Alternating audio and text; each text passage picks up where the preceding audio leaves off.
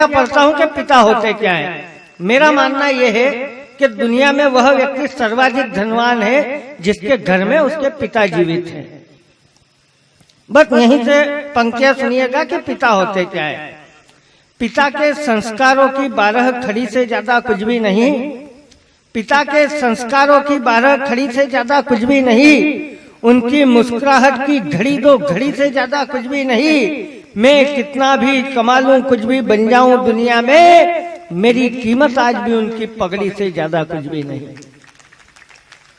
बहुत आभारी हूं आपका, तालियां मुझ तक पहुंची। बस इसी तरह मन से सुन लीजिएगा।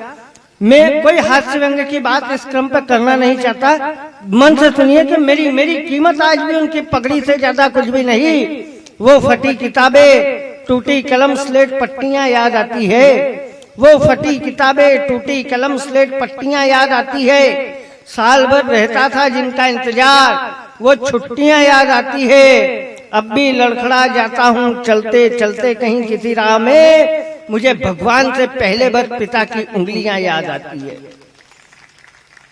और 4 पंक्तियां पढ़ता हूँ जिनको लिखते वक्त मैं रोया था। दावा तो नहीं करता, लेकिन एक विश्वास है कि अगर आपने मन से पंक्तियों को सुना तो पंक्तियां आपके भी आसपास से गुजरेगी। 80% लोगों का एक दर्द पढ़ता हूँ। एक दृश्य अधिकतर लोगों ने बचपन में देखा होगा कि मुझे अब भी भगवान से पहले बस पिता की उंगलियां याद आती है। मेरे हर अच्छे बुरे काम उनके ध्यान में रहते थे। मेरे हर अच्छे बुरे काम उनके ध्यान में रहते थे।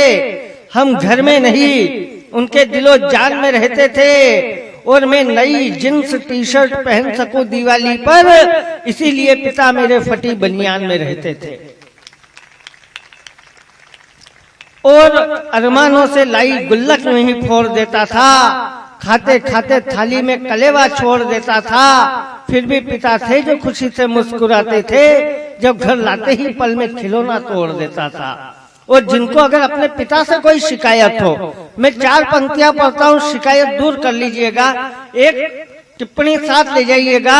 अगर किसी को अपने पिता से शिकायत हो, मेरा मानना यह है कि अगर राजा दशरथ ने अपने बेटे रामचंद्र को 14 वर्ष का वनवास नहीं दिया होता तो रामचंद्र बहुत बड़े राजा तो बने होते, पर भगवान कभी नहीं बनते। बस इसी भाव से पंक्तियां सुनिएगा। और कोई शिकायत हो तो दूर कर लीजिएगा कि मुझे लगता था कि पिता के फैसले कड़े होते हैं। मुझे लगता था कि पिता के फैसले कड़े होते हैं, पर कड़े फैसलों से हम पैरों पर खड़े होते हैं। और मैं पिता बना तब मैंने सचमुच ये महसूस किया, बच्चे बच्चे होते हैं, बड़ी मुश्किल से बड़े होते हैं। और अंतिम पंक्तियां साथ ले जाइएगा तो हमारा यहाँ आना सार्थक हो जाएगा कि अपनी जड़ें मत खोदो, कोई फरियाद काम ना आएगी। घर का आंगन छोड़, कोई जायदाद काम ना आएगी। अगर सताया उस पिता को जिसने तुम्हें नाजों से पाला है, बुढ़ापे में तुम्हारे लिए तुम्हारी औलाद काम ना आएगी, काम ना आएगी।